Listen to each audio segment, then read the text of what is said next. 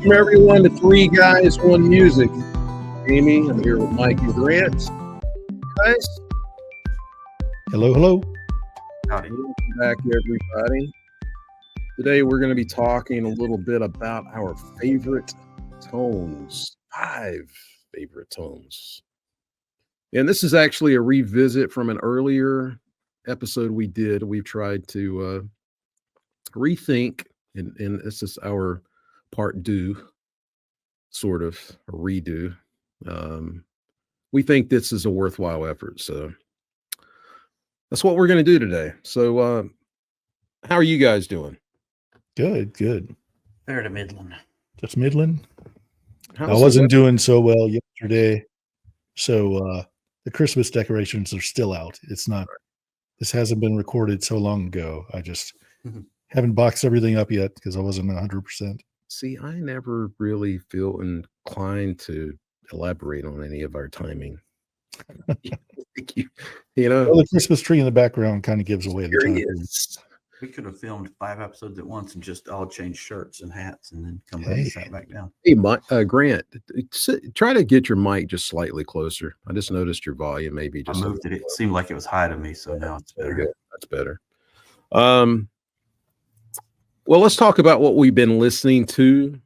I did make an effort to try to write that down today because I did too. Like I said, it's not really been very long since we last spoke. Yeah. But I've been in total guitar mood the last few days and been listening to a lot of stuff I grew up with. I've been listening to Ozzy's tribute live record from 1987. Oh, yeah. Great record. The Randy Rhoads concert from Cleveland in 1981. And I've been listening to Def Leppard's High and Dry, also from 1981. Great album. And Aerosmith's Toys in the Attic from 1975, one of my favorites. And one that Michael is a huge fan of, UFO's No Place to Run from 1980. If you say so. I know that you love it. Yeah, you said they are one on your, anytime. They're on my list. Yeah. I listened to UFO, but I couldn't tell you the name of one song. There's so many elements to them that I love. And I think it has to be, there's probably bands that you guys and artists that you guys listen to that you listen to for more than the songs. Yeah. You listen to, maybe you're listening to the drummer or the bass player, and the song is almost like an added element, but you might not be listening to that. Although I do like a lot of their songs, but I'm listening to guitar tones, I'm listening to solos, and they always had great guitar players. And I really like UFO a lot. I thought Phil Mogg was a great front man and a really good singer, and I thought his lyrics were a notch above a lot of the ones that I heard back in those days. So yeah, I like them. But that's what I've been listening to. How about you guys? Now, how'd you squeeze all that into the few days we've been apart? I don't know. Listening all the time. I did. Well, I didn't listen to these from top to bottom, but cuts from all of these records. These are the ones that I was listening to. Yeah. That's just how that turned out. Grant, what's been on your radio? Albums. I've not been listening to the radio like I usually do sometimes. Rush, Grace Under Pressure. Disintegration by The Cure. Mr. Beast by Mogwai. Forget Yourself by The Church. Joshua Tree, all the B-sides from the Joshua Tree sessions, and Fear of a Blank Planet, Porcupine Tree. Because, when you're feeling a certain way and you listen to a certain type of music and you expect that music to pull you out of the way you're feeling, but sometimes it drags you farther down and it kind of backfires on what your plan was. That was my listening this week. That was a lot. Wow. Yeah. Yeah. Quite a bit. Yeah. Like I said, sometimes you're in a mood and you're like, whether it be happy, sad, whatever, and you listen to that type of music that's supposed to, like, when you're sad, you listen to blues, or you listen to, and it makes you feel better or whatever. If you're happy, you listen to happy songs, and that can backfire. And that backfired on me because I was thinking, I listen to music that's sad and maybe I won't be feeling down, and it just pulled me.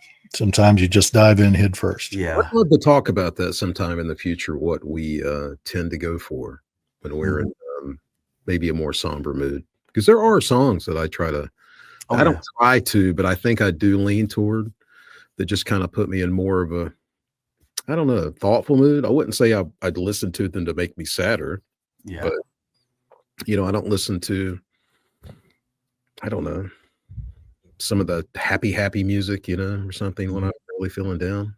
But yeah, there are songs that I go to. That'd be interesting to talk about sometime, maybe. Yeah.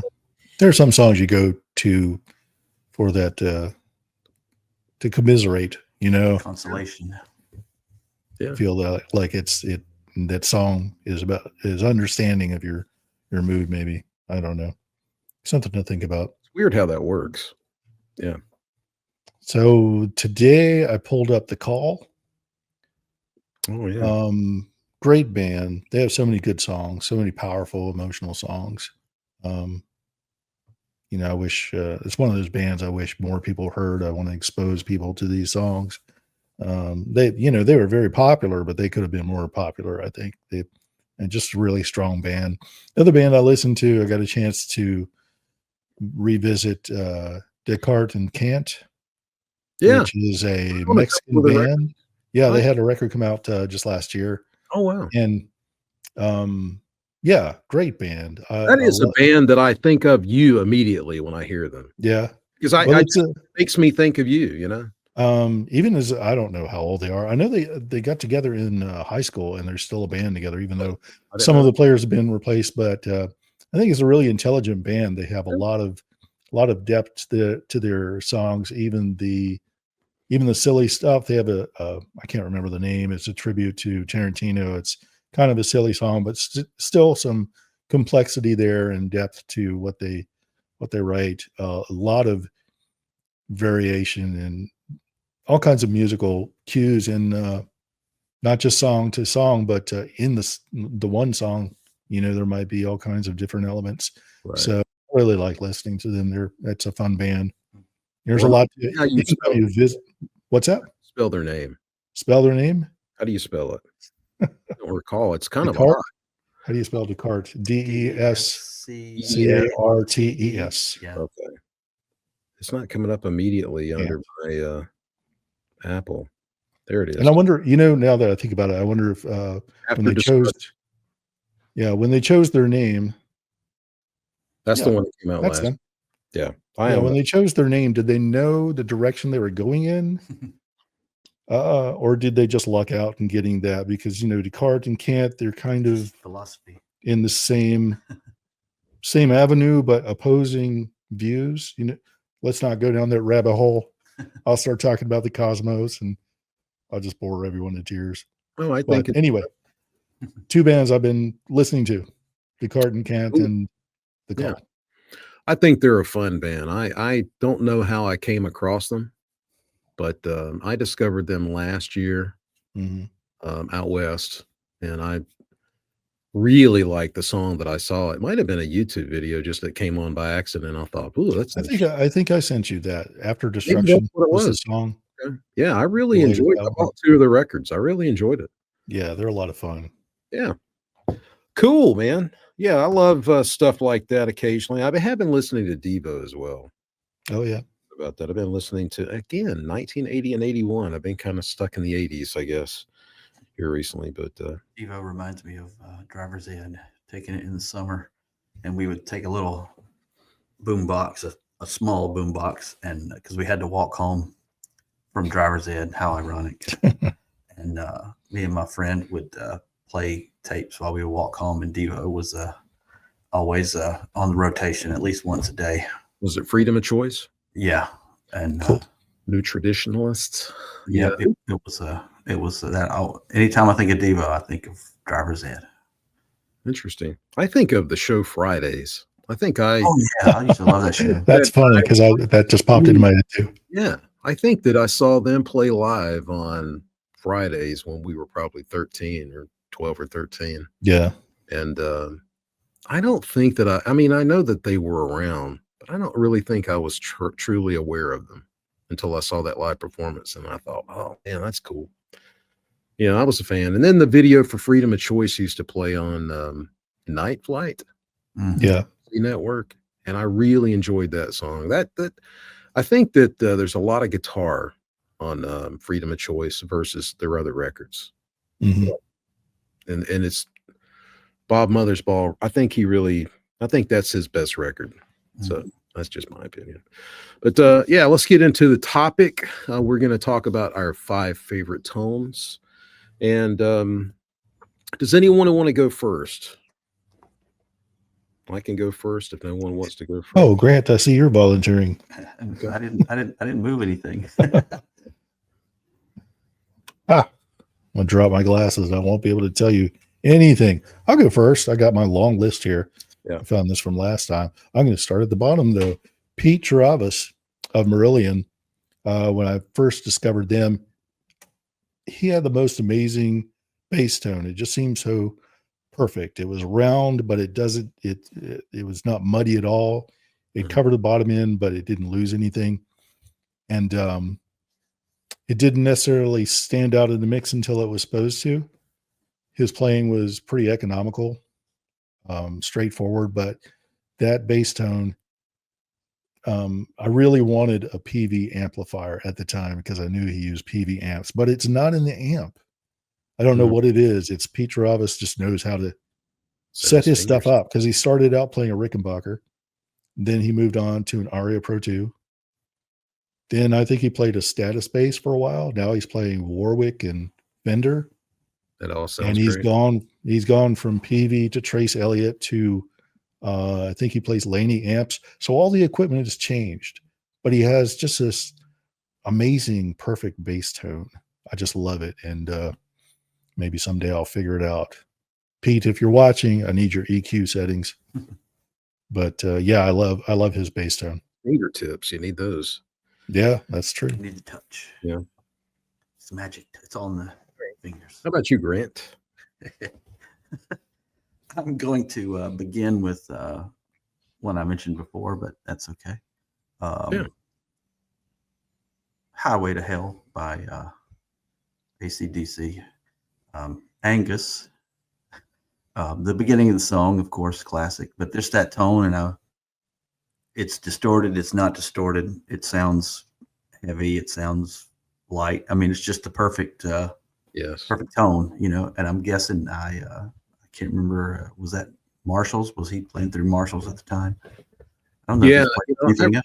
I read only recently, that the SG that he acquired on the previous tour in New York City, maybe at Manny's. I don't remember if it was at Manny's, but it might have been at Manny's. That was the SG that he ended up playing on Highway to Hell. And he was definitely playing through Marshalls. What Marshalls he used, I don't know. I don't know if he used JMPs or if he used, I don't know what he used exactly. It sounds like a JMP to me. But I've said this in the past. I think Highway to Hell it's one of my favorite rock tones, and I think of it as almost like one of the definitive Marshall. It's definitely one of the definitive. Yeah, it's fantastic, and I think just about any guitar player would rate it super, super high. It just sounds great. It's got all those frequencies that guitar players love, and it just is alive. And he plays it beautifully, and it's just it's so good. No, I don't know much about Angus. Is he strictly an SG guy, or is he one of those guys who, strictly SG on stage, but in the studio he'll switch up? Honestly, I don't know. I'm guessing he primarily plays. I've seen pictures of him using a 335, but I think it's largely to do with the fact that he's a small guy and an SG is a light guitar, comparatively speaking, and that it sounds good. And he found one when he was younger. It was like a 68 or either a 70. And that was the one he used for the first several years of the band. And it was just a great sounding guitar. And, he's had, who knows how many guitars since then, made and worked on. But yeah, I think he's pretty much an SG guy.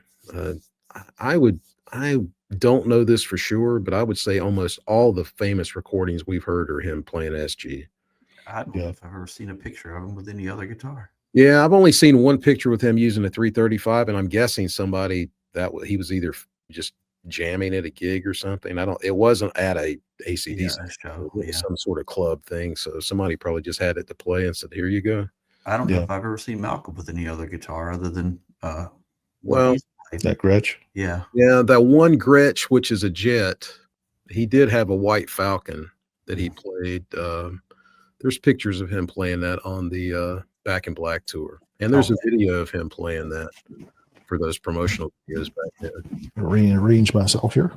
But he did play that guitar live. I think the picture of the gatefold For Those About to Rock has got him playing that I haven't seen that in a while. Yeah. White Falcon. I think that's right. There's definitely pictures of him playing the White Falcon. I just read something about the SG and that Gibson, it was going to be another version of the Les Paul, but Les Paul didn't like it and was like, I don't want you to call this Les Paul. And so they called it. Well, it's true. Les Paul Special, or what was it called? I can't remember. What it was that the Les Paul as we know it didn't sell well. And Gibson, being a business, said, they came up with a different design, and Les Paul was under contract, so they put his name on it. And there are plenty of SG Les Pauls. Like Dwayne Allman played an SG Les Paul on for part of Fillmore East. There are plenty of SG Les Pauls from 1961, and I don't know about 62, but I think 62 was the last year.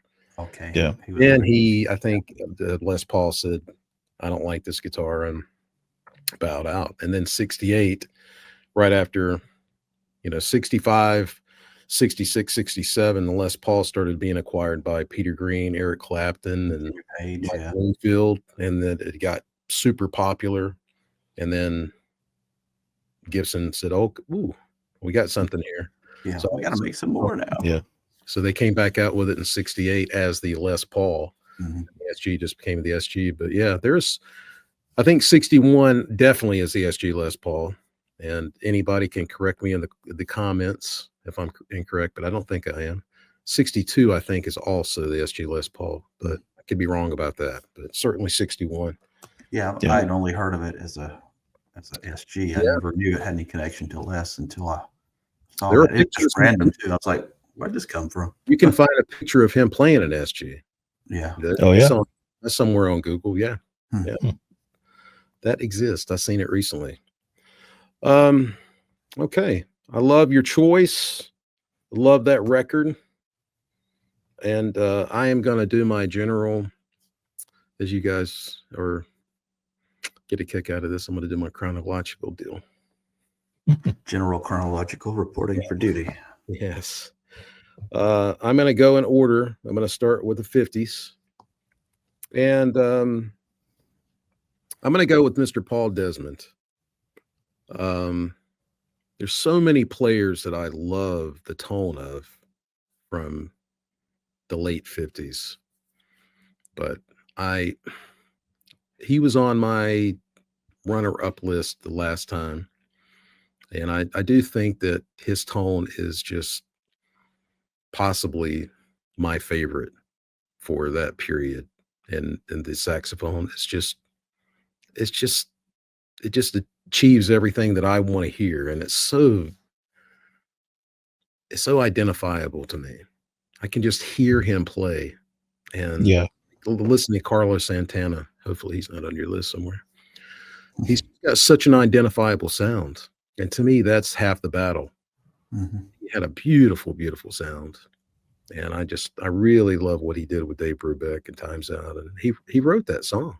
Mm-hmm. Five. What I'm saying, the record was called Time's Out, Take 5. Yeah. He wrote the song. It's in 5, by the way. Yeah, it's just it's such a beautiful sound that he had, and I love it.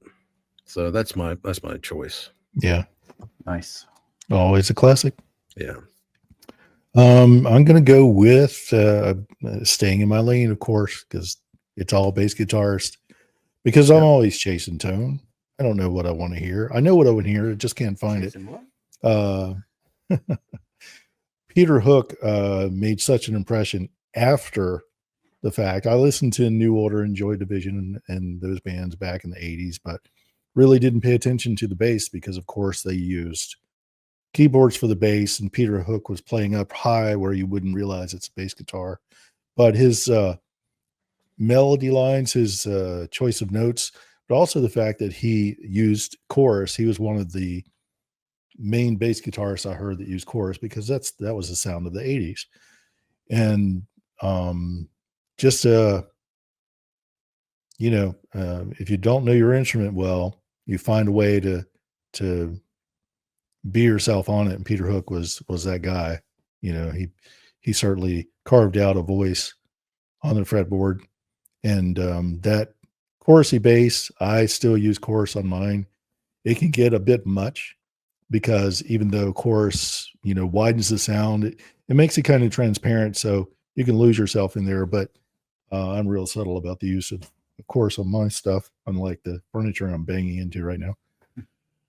But yeah, Peter Hook has that 80s sound, and I love it. There are plenty of bass guitarists who use chorus. Sting, Jocko used chorus sometimes. I use chorus. But did Sting use a lot of chorus?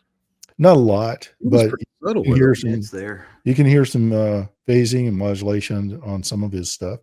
Is there a track that you could name right off the top of your head? Oh man, not right off the top of my head. Was it on earlier records?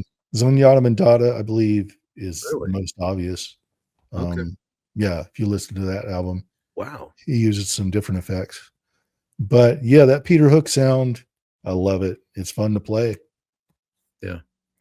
Would you say that this is probably a strange question, but would you say Peter Hook is sort of the equivalent of what the Edge did in terms of taking an instrument and kind of, I don't know, this is a weird word to use, but electrifying it, kind of used a lot of modulation, but in a really musical way? Is that a fair comparison to say? I mean, even though it's a different instrument, that he did sort of something the same way? Or I don't think it's as extreme. I can see where you might make that comparison, because he certainly approached it in a different way. I don't think he's ever played beyond the 5th fret. He plays up high, there's but he certainly got a rocker's attitude and a specific, a very personal way of playing it and approaching the instrument. In a different way. Yeah, definitely. That's kind of how I think about with the Edge. Yeah, he approached it from a completely different way. But the Edge really did make such a big mark on music. You have other players who kind of followed him, Midure, and other players in the 80s and even 90s that kind of followed that path. Yeah.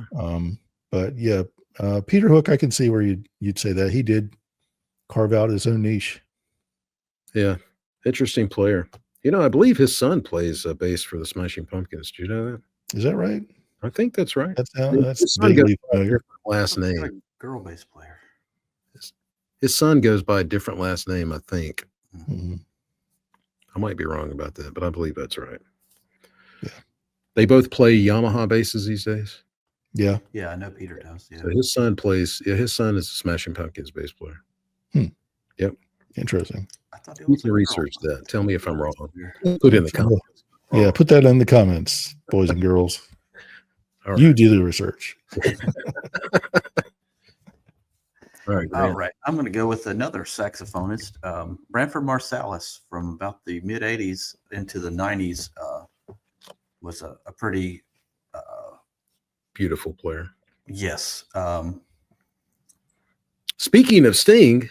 Yeah, that's what I was thinking about it. You said that, and I was like, well, I'm gonna throw that one out here now since we talked about saxophonists. Yeah, he's got such a depth to his tone. I've heard a couple of just solo sax pieces, no other instruments, and it's just, some guys are great horn players, but if you hear them playing by themselves without the other instruments, it's not as it doesn't come across as well, you know. But Branford, he can just stand in the corner and play, and you don't miss the other instruments, you know. You know, I've got a weird comment that this may not make any sense, but if you compare him and his brother, Quentin, I kind of think they sound like the way their personalities are. Wynton has got a very kind of strong, boisterous personality. He's very, yeah. Branford he just seems like he's a lovely guy, just a really sweet guy, and his sound is kind of like that. Really approachable and just super welcoming. Welcoming sound. You hear it and you're like, I want to hear more immediately, you know? That's the way it comes across to me. I love his work and I love his sound. I agree. Yeah, they redid the Love Supreme record by Coltrane. And nice. It was just amazing, obviously, you know, paying tribute to that, but not trying to, I mean, I guess you could learn it note for note, but you know, you're putting yourself in there, but it was just amazing, you know. And some of his, the solo record Trio GP from that era comes to mind because that's got so many great cuts on it. Tony Williams on the drums on that album too. I can't personally think of a less fun project to try to do something note for note personally. That wouldn't be fun for me. Oh no, it would not be. Yeah. I hope that he did not have to do that. Yeah, I don't know. It's not. Maybe, you know, when you're learning your instrument, you want to learn things note for note. But after you've been playing a long time, you want to make it your own. Right. But yeah, his sound is so. I was just getting ready to, right when you said welcoming, it was coming out of my mouth too. So yeah, it's just a good descriptor for it. Yeah, I think so. Okay, I'm going to go to the my number 2 choice for this, just the 60s in this case. And I was thinking about a couple of different dudes that I really love the sound of. There's a lot of guys that I love the sound from this period. I love everything from David Crosby's acoustic guitar tone. I don't think he gets enough credit. That's not my choice, but I just want to say he doesn't get enough credit for how deep he was. He was an interesting cat. And I know he wasn't well liked by a lot of people and was really outspoken about a lot of things, but he had these beautiful tunings and all these rich overtones that I just really fell in love with when I was in my early 20s. And he's one of the guys, he was a contender. But when I think of rock guitar, Jimi Hendrix was almost there, but I've got to say, Jimmy Page's Whole Lotta Love solo with him using that half-cocked wah, and it just is such a profound sound that I think was so influential to so many guys back then. That came out August 69, I think. And it's just still amazing. I think that is one of the best rock tracks still to this day. And it's just a beautiful guitar tone. And I think that might be one of my favorite Jimmy Page songs or performance. Yeah. It just clicks everything for me. So yeah, that's pretty high up there for that era. So I love it. That's cool. It was unique at the time for sure. Yeah, I think it was, you know, because he wasn't doing the wah wah. He was using it as a filter. And I don't know that anybody had done that. I hadn't heard anybody do that prior to that. Yeah, I don't think so. It was really just cut through beautifully. I can't name names, but I've seen other guitarists do that recently. What, use it as a filter? Use the wah as a filter, yeah, in that same way. Mike Schenker was famous for that back in the UFO days. He's one of the most famous for doing that. You know, he's got a beautiful, beautiful lead guitar tone. So you need to listen to more UFO. I need to, I guess. Write that down. How do you spell that? SCHENKER. UFO. Okay, I think I got it. Yeah, I could have just said UFO. Yeah. He didn't write anything down. I did. I actually wrote it. Oh yeah. I don't know why. I'm just going through the motions. Kinga Glick. I hope I said her name right. She told me how to say it, and I still don't remember. But she is just the most amazing musician. She's a jazz bass guitarist from Poland. And I think I sent you guys that video of her playing along with a Wham song. Oh boy, but She's she's just amazing. on that bass. Yeah, Was she has such a great voice, man. And she has a song, I think it's called Joy Joy, where I told you before it was an SG bass. It's not, it's a copy. It's a Greco SG style bass. And she has flat wounds on it. And that is like the perfect sound. That's what I imagine an SG should sound like. I remember. And especially under her hands, it's just amazing. It's a lot of fun. It's very musical. Even now she plays Fender Jazz, and she just has the greatest tone. She coaxes exactly what she wants out of the bass guitar, and it's a beautiful thing. Go girl. Yeah, she's fantastic. Yeah, she is completely in command of her instrument. Oh yeah, it's clear. And you know, if you, I know I sent you that video. If you watch it all the way through, she doesn't really repeat herself. Yeah, even in the same flourishes. You know, she does something a little different each time, and it's just brilliant. You know, she's so good. She has a really good tone too. I concur. I love it. Yeah, I was really impressed with it. And thank you for saying that. Yeah, man. All righty, we'll stay with bass players. And one of the albums I listened to a couple times, and I was like, this is pretty damn good. Simon Gallup, the bass player for The Cure. And I'm specifically pointing out the Disintegration album because the bass is so, I mean, the bass is always basically up front in the Cure mixes because it's very melodic. And I was thinking the same thing when you're talking about Peter Hook. That's a bass player that was a very melodic bass player and wasn't afraid to go higher on the frets if the song needed it, you know? Yeah. And I've always been attracted to melodic bass players, not just, you know, guys playing it around the root or whatever. Nothing wrong with that. If that serves a song, it serves a song. But because I always played bass in a very melodic way, and I remember people listening to some of the stuff and going, "I've not heard. Why do you play the bass like that?" And I was like, "What are you talking about?" And they're like, well, "Why is it so busy like that?" Yeah, I was like, "Have you not heard? You know, New Order? Have you not heard The Cure? Have you not heard?" REM, really. I mean, he plays. Mike Mills is a very melodic player. I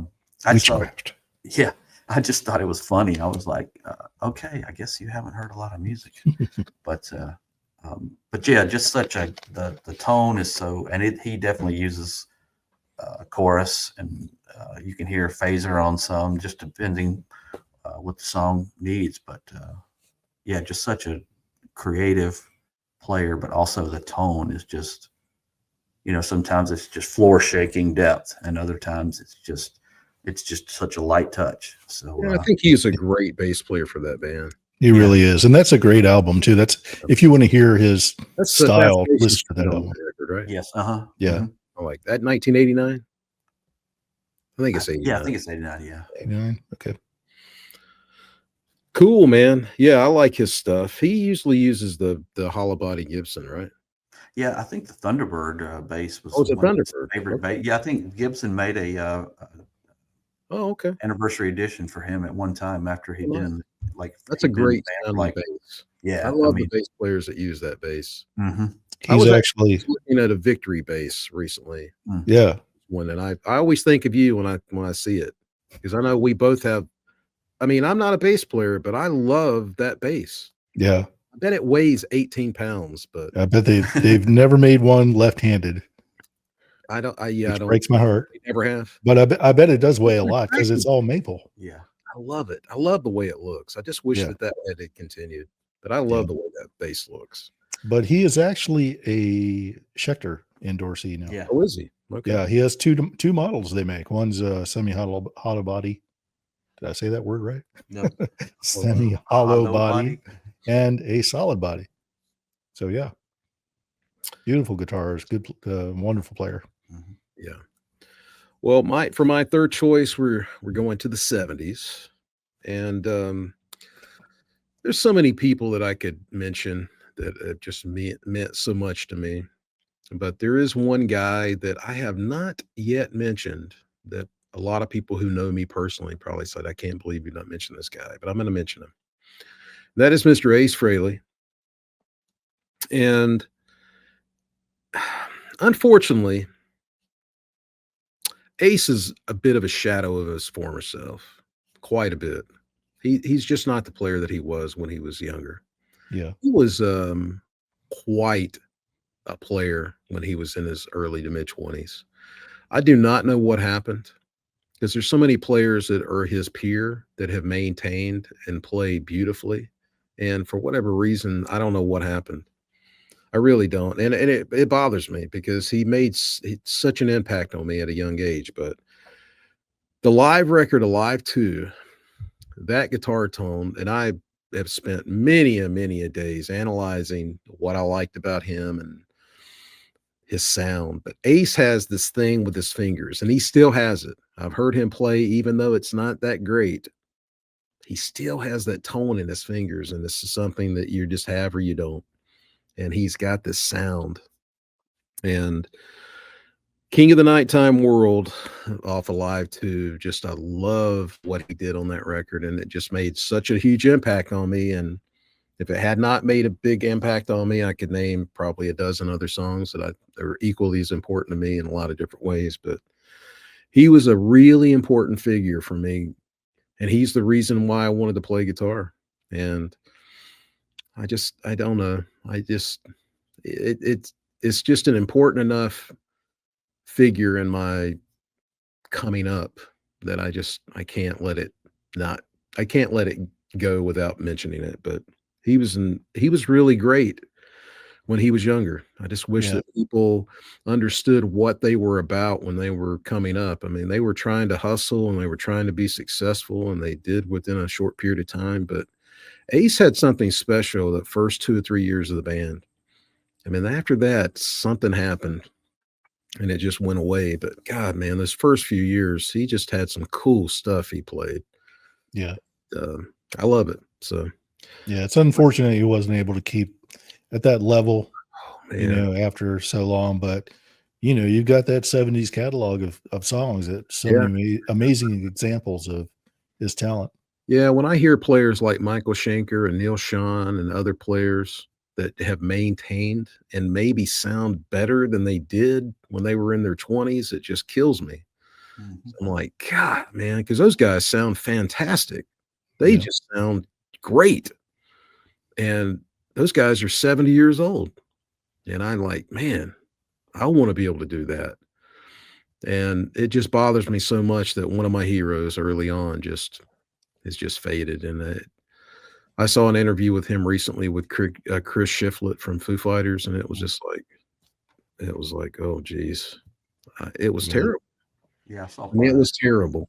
it. Yeah. And I am such a fan of Ace, and I always am rooting for him. And I will always be a fan of what the band did early in his career. Yeah. Always. It doesn't matter what he does in the future. I'll always be a fan of what he did, but it's pretty shocking what he's come to these days. It's just not good. And his Kiss solo album is the best Kiss solo album. It's considered the best. My favorite is Paul's. Oh, really? Bob Kulick, who played lead guitar on that record, I think just did a fantastic job. I love Paul Stanley's, and it's got my favorite Marshall tone. It's got the Marshall tone that I love from the 70s. Ace had a different rounder sound that I'm not as attracted to, but I love Ace's record. Well, I think that's the most Yeah. consistent of the solo records. It's considered the got best. the best songs. Yeah. It's considered the best. It's the only one that had a hit on it, Mm-hmm. Although he didn't write it. That's right. That was Russ Ballard. Russ Yeah. Ballard. Very My prolific favorite song of writer. Russ Ballard is Winning by Santana, 1980. Yeah. I heard that the other day. Love that song. All right. So Anyways, back to it. I've got my old list. I'm wondering who I should talk about next.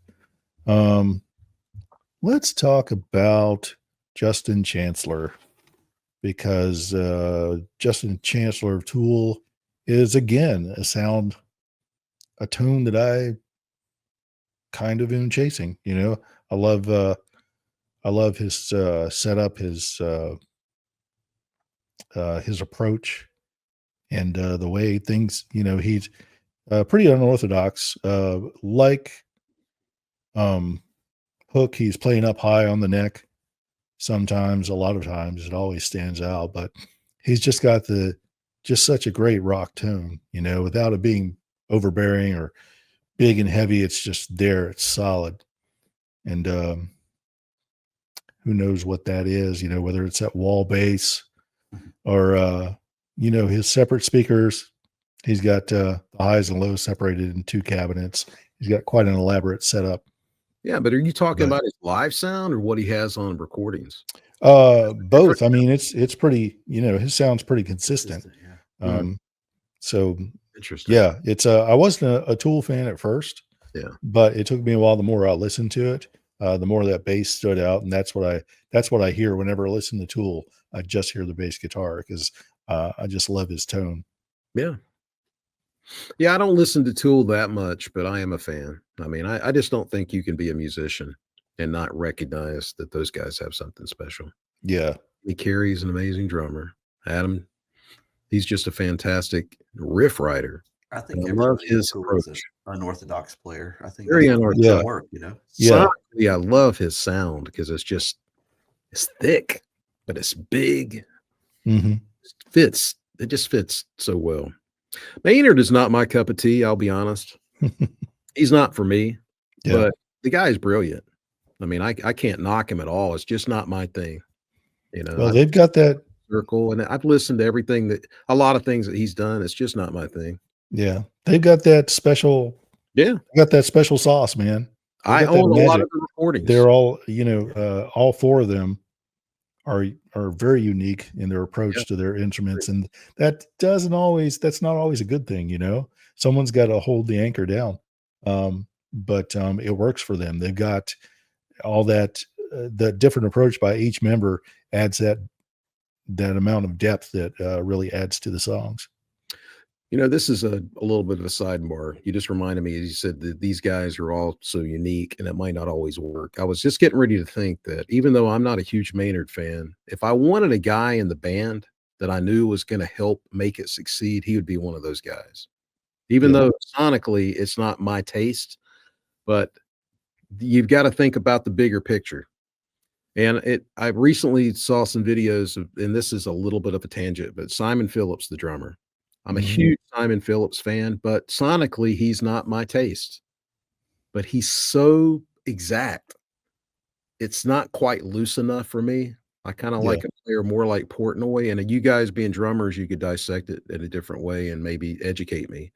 But he's so exact, and he was given all these wonderful examples, and he never plays anything wrong, it seems. It's just always so perfect, but I don't know that that's what I want to hear. It's just not quite alive enough for me. It's just almost like you're buying it and you can, but he's the kind of guy that you would want on a session that you wouldn't have to spend. Yeah, you're not wasting time. Yeah, You're burning time. $500 an hour in time. You're like, get it done, Yeah, he would not waste your time. Yeah. But I did not enjoy when he was with the Who. I don't really enjoy him with Tota. It's just not like, he's not loose enough for the Who for Yeah. sure. yeah. That's funny because he sounded great on the Townsend Yeah. solo Oh, albums. yeah. But yeah, with the Brilliant. Who as a band, he didn't really work out. Well, Not for sorry me. for the sidebar. That was just my little, Uniqueness of players. Yeah. yeah. But it is interesting how players bring different things, different qualities for players, so. Yeah. All right. Well, I'm going to change it up here since we talked about tone and you talked about Maynard. What? I'm going to change it up. And the tone I'm going with is Frank Sinatra's voice. Ooh, love it. Because it's, when you're young, you don't appreciate it because it's older music. Obviously, the one generation, you don't listen to that. That's old fogey music or your parents' music or your grandparents' music or whatever. But when you learn to appreciate it, and then you learn to really listen, and then you learn what it takes to sing, and then you learn what it takes to sing like that. You realize how great he was. Exactly. Because there's so many times he's like, where's this note going? And it's almost, you think it's going flat or it's going sharp. He just pulls it right back in. and there's a reason he's considered the greatest crooner, you know. I've said it. I think that he had perfect pitch. I think, Mhm. but he also had this unbelievable ability to just, and not only the richness of his voice, that's the key component, but his Yeah. intonation was perfect. Yeah. But like you said, he had this ability to float Yeah. these notes. That's the only word that comes to mind. He was gonna end up where he needed to, but he had that ability to be elastic. Yeah, it's like Mhm. someone leaning out over a cliff, and you think they can't possibly lean that far and still be not falling off a cliff, and he comes back For vertical. me, the other greats didn't have that. I would say that Dean Martin might have been a close one. Mhm. Dean Martin had wonderful qualities. Oh yeah. Mhm. I love his catalog. He was really a great singer. Mhm. But Frank had, man, it was just like a different dimension. Yep. Yeah. And when I understood how great he was, I thought, "Phew, boy, I get it now." Yeah, I can remember. I don't remember specific, but I just remember how I felt when that light bulb went off, and I was like, I get it now. And then you have to go back and listen to 100 songs and go, how did I not get this before? Yeah. I totally agree, and I could have easily have chosen him for one of my favorite tones, because he is one of my favorite tones. Yes. Yeah. I love his voice. I can't say it enough times. What a Well, great artist. And even if you don't like or even know Frank Sinatra, you know some of the songs, because they're just classics, Mhm. yeah. you know. Yeah. Yeah, Even if he had you're, this unbelievable ability, like Linda Ronstadt, of picking songs that suited his voice, Yeah. yeah. knew how to interpret them. That's a talent in itself, Mhm. you know? Mhm. He was an interesting cat, man. Yeah. He was definitely a contradiction in a lot of ways, but man, he was the real deal. He had the talent to back up whatever. Oh yeah. All Yeah. right. So my number 4 pick, we're gonna go to the '80s, and I'm gonna go with Mr. Eddie Van Halen, which again, I don't think I picked before.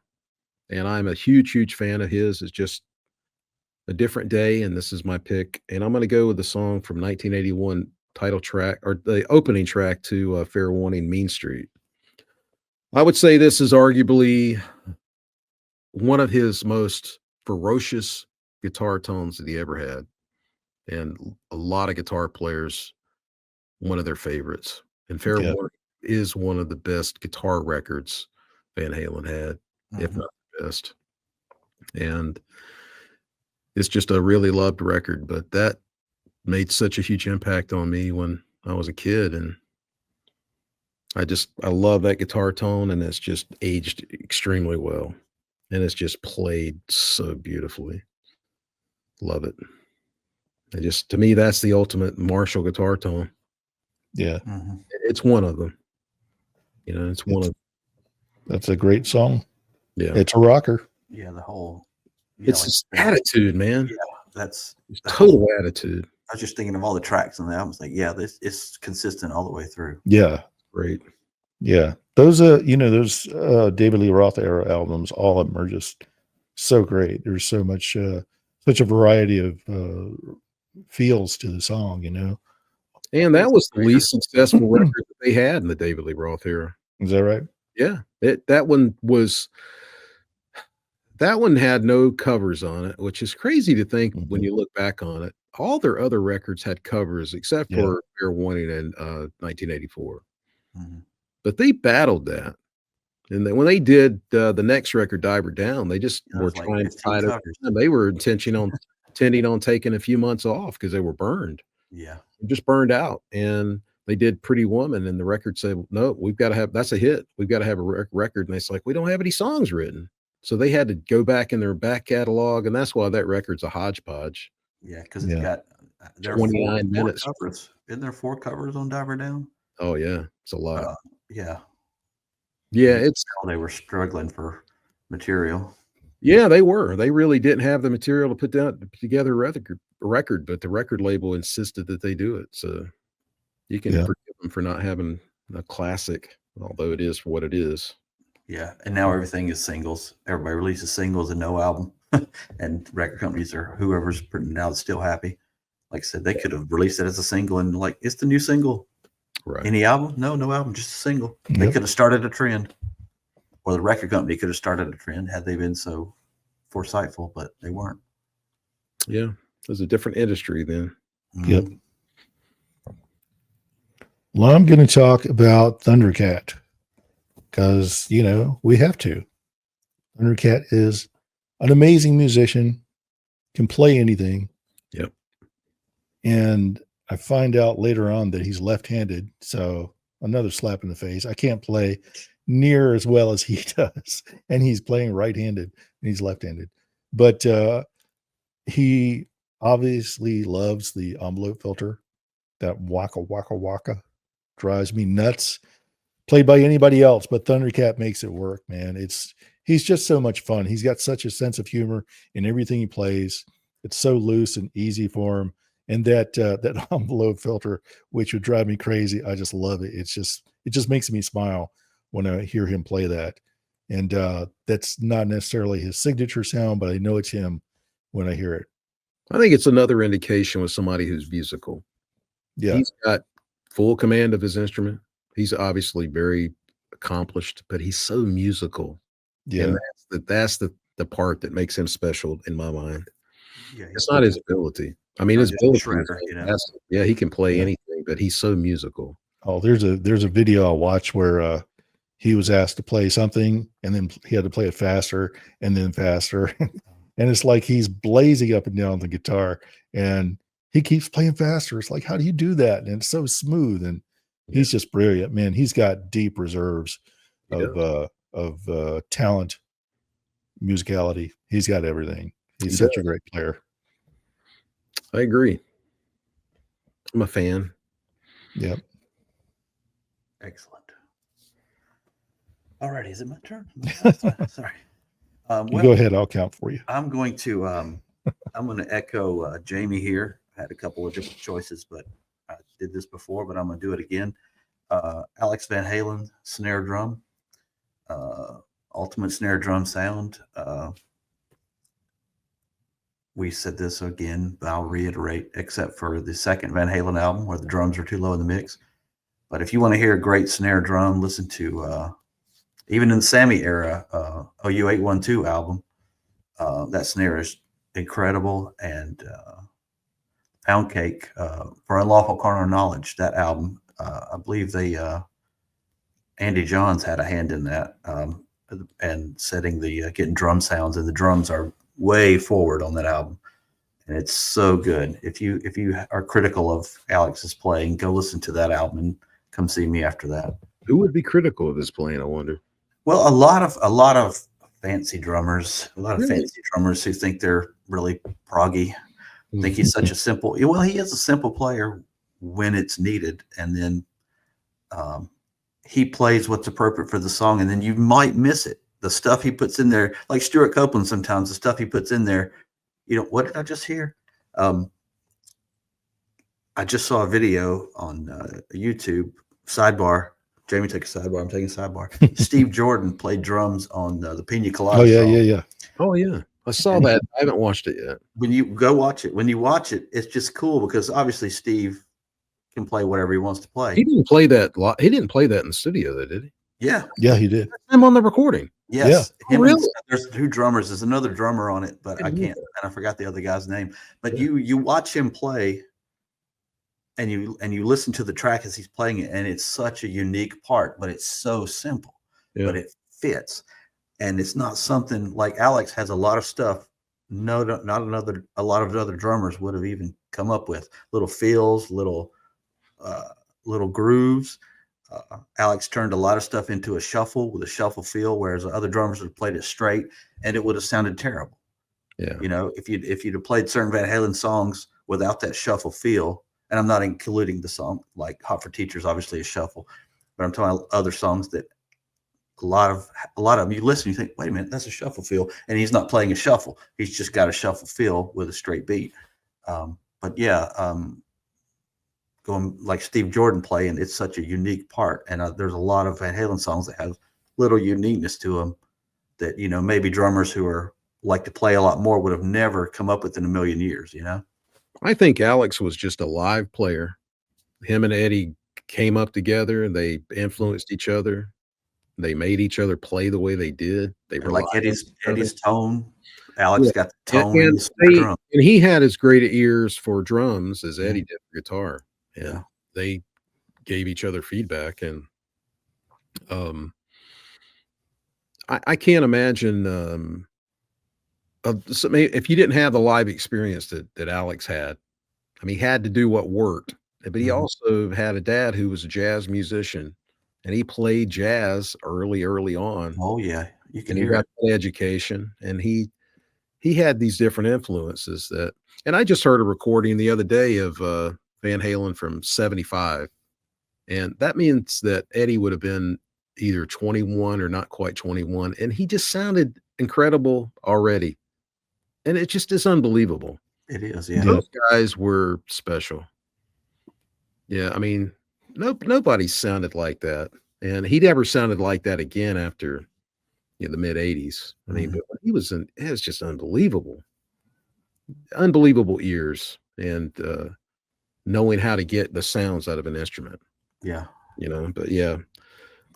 As I've stated before, I think on our previous episode that, yeah, I agree with you 100% about Alex's sound. I love Mhm. I love Alex's playing. yeah. Always have, but his sound, man, it had to grow on me. From the first few albums, it's like somebody tuned those drums, that tonk you hear out of the snare drum. It just wasn't for me. But I appreciate it now, and that's certainly, you don't mistake it for anybody else's drum sound. But yeah, he wasn't my cup of tea at first, but I certainly appreciate it now. And Alex was a tremendous drummer. Yeah. Anybody who would criticize what he does, it's like he does exactly what he's supposed to, Mhm. and puts his thumbprint on it. I think So he was musical and he yeah, had the right kind of ferocity for the music. And, yeah, I wouldn't have wanted a tamer player, Yeah, it wouldn't have He was worked. a rock star, Yeah. you yeah, know? You've got all these great, musicians that are in bands, and I could say somebody could say, "Well, what do you mean they're not a rock star?" I'm like, Matt Cameron, phenomenal drummer, Oh, love he's his amazing. work. He's not like a rock star, Yeah. even though, you could say, "Yeah, he is," but you know what I mean? Not like they were in 40 years ago. I Yeah. mean, yeah, Alex was a rock star, so he was a madman, like, Keith Moon or Mhm. whatever, but he was a fantastic drummer. He just he yeah, to me, that was kind of like that era. He had pretty much everything I wanted. Stuart Copeland as well, Mhm. yeah. although completely different. Yeah. But leading to, my last choice here, I'm gonna talk about the '90s, of course, and, I have not mentioned this gentleman before. Um, there was a song released in, the fall of '91 that,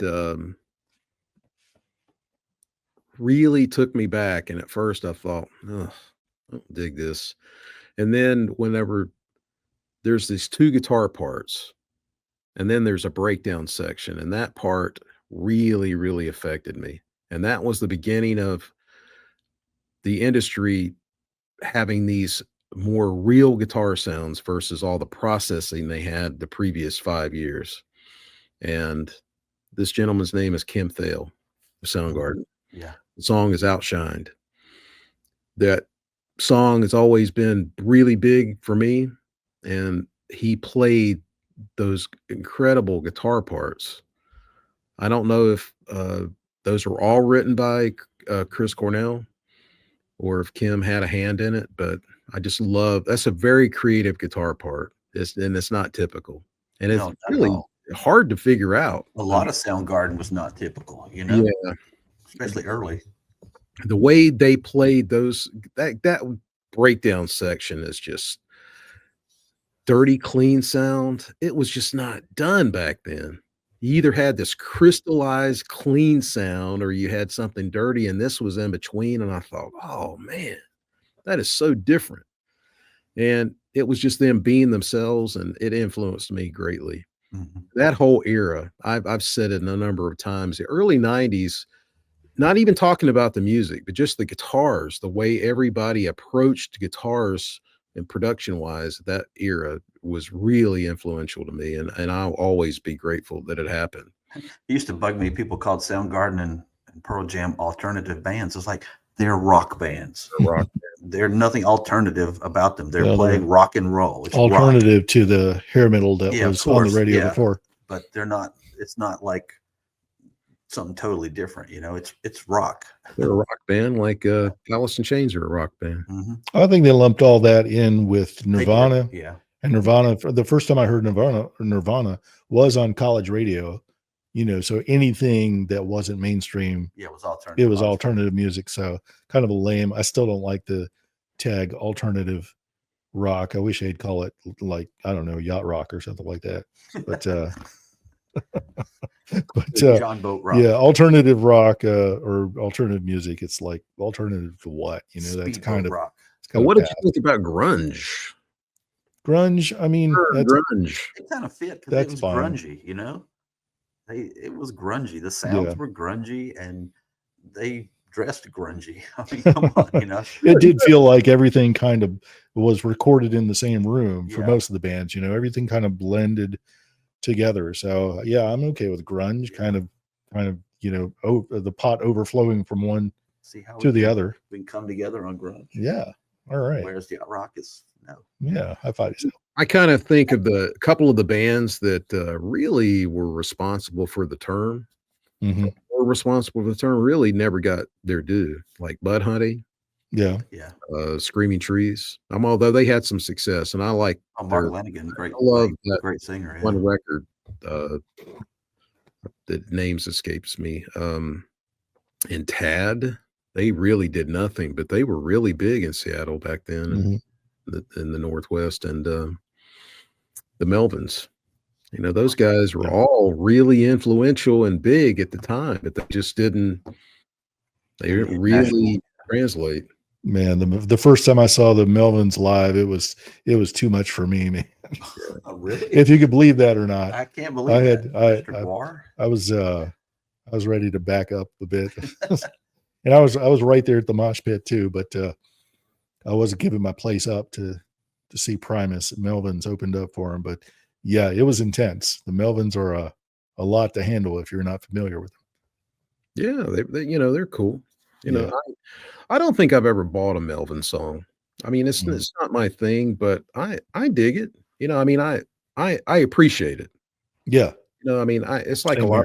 here. And Screaming Trees, I thought were more musical, and Mark Lanigan was just such an interesting character. You know, his voice was unique, and I really liked that one record that had Nearly Lost You on it. Yeah. That had some good stuff on it. I thought it was perfect for that period of time. Yeah, that's probably their biggest record. Yeah, 92, I think, is when it came out. Cool, man. So we've discussed everything. All right. Have we? So yeah, we're 5. Was that 5? That was 50, 5. 70, 80, 90. No, Yeah. I don't know. Who started? I don't know. No, I finished. You I just finished. talked. So You I'm started. I the win. last one. Yeah. You're the last one. Okay. See, we're pros, y'all. We'll have to have a part 2. Finish All right. our 17 number list. All right. Well, thanks for checking in, everybody. Of course, like and subscribe, and we appreciate for everybody that's subscribed. We truly, truly appreciate it. Keep watching and keep listening. And who's your favorite tone? Put it in the comments. We want to hear. Yeah, please make some suggestions on what you would like to hear us talk about. Yeah. And we will talk to you guys next week. Thanks so much for tuning in. See ya. All right. You will.